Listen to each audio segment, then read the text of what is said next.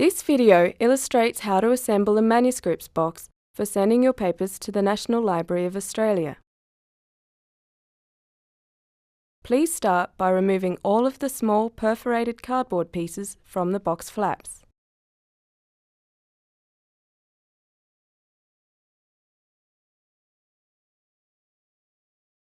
When you assemble the box, make sure that the address label is on the outside of the box facing down.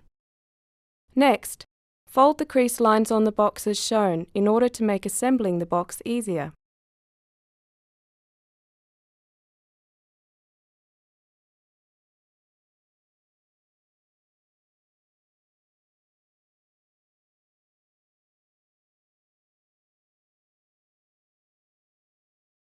Hold and fold the box as shown.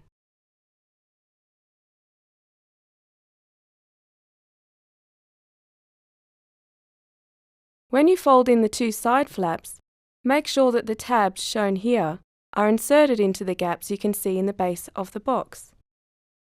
The lid can now be inserted into the box, and your manuscripts archive box is ready to go.